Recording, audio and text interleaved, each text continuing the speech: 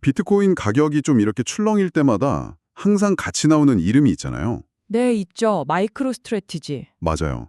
MSTR, 뭐 인터넷 커뮤니티 같은 데 보면 비트코인 3만 달러 깨지면 조회사 망한다더라 이런 얘기가 거의 밈처럼 돌더라고요. 하하, 맞아요. 거의 공식처럼 따라다니는 말이죠. 네.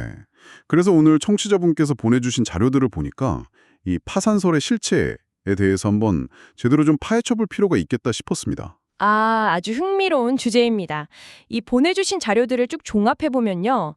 MSTR을 둘러싼 시장의 공포가 이게 과연 사실에 기반한 건지 네. 아니면 뭐랄까 일종의 오해에서 비롯된 과장인지 그 핵심을 짚어볼 수 있을 것 같아요. 그렇죠. 단순히 비트코인을 많이 가진 회사, 그 이상도 이하도 아닌지, 아니면 우리가 놓치고 있는 무언가가 있는지 한번 깊게 들여다보시죠. 좋습니다. 그럼 MSTR을 둘러싼 이 지긋지긋한 파산설, 그 가면을 한번 벗겨보겠습니다. 도대체 어디까지가 진실이고 어디부터가 오해인지 지금부터 제대로 한번 파고 들어가 보죠. 우선 이것부터 좀 명확히 해야 할 것 같아요. MSTR이 대체 뭐 하는 회사냐? 네, 중요하죠. 많은 분들이 그냥 비트코인의 뭐랄까 물방한 헤지펀드나 투자은행 같은 걸로 오해하시더라고요. 근데 원래 본업은 따로 있잖아요. 아, 그게 모든 오해의 시작점이에요. MSTR의 뿌리는 1989년에 설립된 아주 전형적인 B2B 소프트웨어 기업입니다. 꽤 오래된 회사네요. 네. 기업들이 방대한 데이터를 분석하고 시각화해서 의사결정을 돕는 소위 말하는 비즈니스 인텔리전스 솔루션을 파는 회사였죠. 지금도 이 사업 부문은 건재하게 돌아가고 있고요. 아, 그러니까 꾸준히 현금이 들어오는 그런 본업이 있다는 거군요. 그렇죠. 캐시 카우가 있는 거죠. 그런데 어쩌다가 이 소프트웨어 회사가 비트코인의 대명사가 된 건가요? 창업자인 마이클 세일러라는 사람이 워낙 강성 비트코인 맥시멀리스트로 유명하긴 하던데요. 바로 그 마이클 세일러의 신념 때문입니다. 그는 2020년부터 달러 같은 명목 화폐의 가치가 장기적으로 계속 하락할 거라고 확신했어요. 네, 그래서 기업이 벌어들인 현금을 그냥 은행에 쌓아두는 건 뭐랄까 얼음을 손에 쥐고 있는 것처럼 계속 녹아 없어지는 거라고 본 거죠. 재밌는 비유네요. 네, 그에 대한 완벽한 대안이자 궁극적인 가치 저장 수단으로 비트코인을 딱 지목한 겁니다. 아, 그러니까 단순한 투자가 아니라 회사 금고의 재질 자체를 달러에서 비트코인으로 바꾸는 트레저리 전략을 실행한 거군요. 정확합니다. 이건 거의 회사의 운명을 건 결단이었네요. 그렇죠. 이건 뭐 투기적인 베팅이라기보다는 기업 재무 철학의 근본적인 전환이었어요. 이 전략이 바로 MSTR의 모든 것을 이해하는 출발점이라고 할 수 있습니다. 자, 여기서 바로 시장의 가장 큰 오해와 직결되는 지점이 나오는 것 같습니다. 네. 비트코인이 폭락하면 MSTR은 레버리지 때문에 망한다 이 주장의 핵심은 MSTR이 빚을 내서 비트코인을 샀다는 건데 이게 왜 오해라는 거죠? 빚을 낸 건 사실입니다. 그건 맞는데 그 빚의 성격이 완전히 달라요. 빚의 성격이요? 아니 빚은 다 같은 빚 아닌가요? 하하. 사람들이 흔히 떠올리는 건 주식 담보대출 같은 거거든요. 아, 그 마진콜? 담보 가치가 특정 가격 이하로 떨어지면 증권사에서 바로 전화 와서 돈 더 넣으라고 하는 거예요. 네, 그렇죠. 돈 못 넣으면 바로 강제 천허산, 즉 반대 매매가 나가고요. MSTR은 그게 없다는 말씀이신가요? 바로 그겁니다. MSTR이 빌린 돈은 대부분 만기가 아주 긴 그런 장기 부채예요. 장기 부채요? 네, 뭐 2028년, 2030년, 심지어 2032년에 갚아도 되는 전환사채나 담보대출 형태죠. 아, 매일매일 비트코인 가격에 따라 담보 가치를 평가해서 돈을 더 채워 넣어야 하는 마진콜 구조가 전혀 아니라는 겁니다.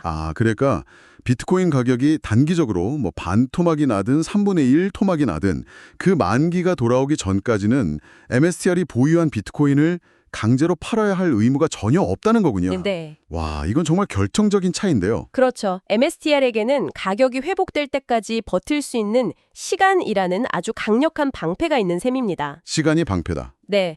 마이클 세일러가 2022년 하락장 때 인터뷰에서 이런 말을 한 적이 있어요. 우리는 다이아몬드 손을 가진 게 아니라 강철 대차대조표를 가졌다고요. 그 말이 바로 이 장기 부채 구조의 핵심을 꿰뚫는 겁니다.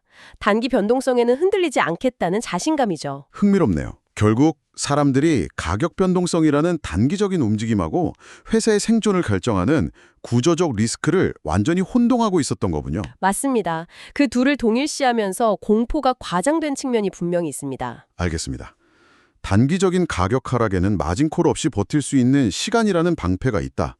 여기까지는 이해가 됐습니다. 네. 그런데 단순히 시간만 벌고 있는 건 아닐 것 같은데요. 이 시간에 활용해서 뭔가 다른 그림을 그리고 있다는 분석이 자료에 있더라고요. 아, 네. 아주 중요한 포인트입니다. 소프트웨어 회사가 비트코인을 사더니 이제는 아예 금융 인프라 사업까지 넘본다. 이건 좀 새로운 이야기입니다. 여기가 바로 MSTR의 진화를 엿볼 수 있는 아주 중요한 대목이에요. MSTR은 이제 단순히 비트코인을 보유하는 걸 넘어서서 자신들의 그 경험을 사업화하려고 하고 있어요. 경험을 사업화한다고요? 네. 바로 디지털 자산 금융 컨설팅 같은 분야로요. 디지털 자산 금융 컨설팅이요. 좀 더 구체적으로 설명해 주실 수 있나요? 쉽게 말해서 비트코인 담보대출 1타 강사가 되겠다는 겁니다. 하하하하. 일타 강사요. 재밌는 표현이네요. 생각해보세요. 전 세계 어떤 기업이 MSTR만큼 비트코인을 담보로 수조 원대의 복잡한 구조화 채권을 발행해본 경험이 있겠어요? 없겠죠. 처음이었으니까요. 없죠. 이제 다른 기업들이 우리도 비트코인을 담보로 자금을 조달하고 싶은데 이거 어떻게 해야 하지? 라고 할 때 MSTR이 나서는 거죠. 우리가 다 해봤어. 구조 설계부터 법률 자문까지 컨설팅 해줄게. 수수료만 내. 이렇게요. 와, 이건 정말 생각도 못했네요. 그러니까 본인들이 직접 겪은 그 고난과 역경을 하나의 사업 모델로 만들겠다는 거군요. 네. 자신들이 겪은 리스크를 다른 기업들에게는 안전한 길로 안내해주는 가이드가 되겠다. 정확합니다. 여기서 핵심은 MSTR이 직접 돈을 빌려주면서 신용 리스크를 떠안느냐 아니라는 점이에요. 아, 그건 아니고요? 네, 그건 은행이 할 일이고요. MSTR은 오직 자신들의 노하우와 경험, 즉 지적 자산을 팔아서 플랫폼 수수료를 받겠다는 겁니다. 리스크는 최소화하면서 자신들의 그 독보적인 전문성을 활용해서 새로운 수익원을 만들려는 아주 영리한 시도라고 볼 수 있죠. 재미있는 발상이긴 한데 근데 이게 너무 희망적인 이야기 아닐까요? 소프트웨어 회사가 갑자기 월스트리트 투자은행들이 하던 구조화 상품 설계를 한다니 시장에서 그걸 믿어줄까요? 네. 기존 금융 강자들이나 아니면 뭐 암호화폐 전문 기업들이 더 잘할 수 있는 영역 아닌가요? 아주 날카로운 지적이십니다. 당연히 그런 비판이 가능하죠. 네. 하지만 MSTR만의 경쟁 우위가 있습니다. 바로 실전 경험이라는 거예요. 실전 경험? 네.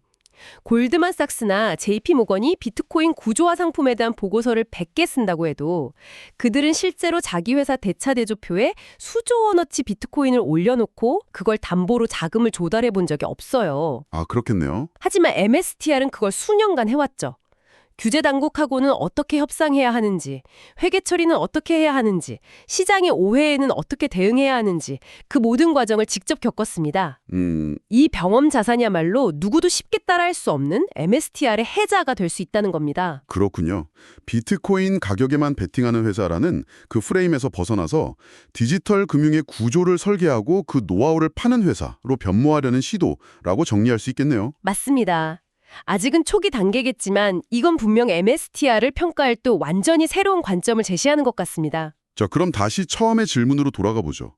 비트코인이 더 떨어지면 망한다. 네. 이 말이 어디까지가 사실이고 어디부터가 과장인지 지금까지의 논의를 종합하면 이제 그림이 훨씬 선명해지는 것 같습니다. 네. 일부 사실과 아주 큰 과장이 섞여 있다고 볼 수 있죠. 먼저 사실인 부분부터 짚어보겠습니다. 네. 비트코인 가격이 아주 장기간 낮은 수준에 머무른다면 당연히 MSTR에게 큰 부담입니다. 보유한 핵심 자산 가치가 계속 떨어지는데 괜찮을 리가 없죠. 주가도 당연히 압박을 받을 수밖에 없고요. 그렇죠. 아무리 마진콜이 없다고 해도 내가 가진 자산 총액이 갚아야 할 빚보다 계속 적은 상태, 그러니까 자본 잠식 상태가 오래 지속되면 재무적으로 건전하다고 볼 수는 없으니까요. 맞습니다. 이제 과장된 부분을 보죠. 하지만 단기적인 가격 하락이 즉시 파산이나 자동 청산으로 이어진다는 건 이건 명백한 과장입니다. 앞서 길게 설명했듯이 MSTR의 부채 구조는 단기 변동성에 충분히 버틸 수 있도록 설계되어 있으니까요. 그렇다면 진짜 위험은 어디 숨어 있는 걸까요? 가격이 급락하는 것 말고 MSTR을 실제로 위기에 빠뜨릴 수 있는 시나리오는 뭔가요? 진짜 리스크는요, 가격 그 자체가 아니라 낮은 가격이 오래 지속되면서 MSTR의 자금줄이 마르는 경우입니다. 자금줄이 마른다? 네, 즉 자본시장과의 단절이죠. MSTR은 지금까지 비트코인 추가 매입 자금을 대부분 전환사채 발행 같은 외부 조달을 통해 마련해 왔거든요. 그러니까 비트코인 가격이 계속 지지부진하면 투자자들이 저 회사에 돈 빌려줘 봤자 희망이 없겠다라고 생각해서 더 이상 돈을 빌려주지 않는 상황, 이걸 말씀하시는 거군요. 바로 그 지점입니다.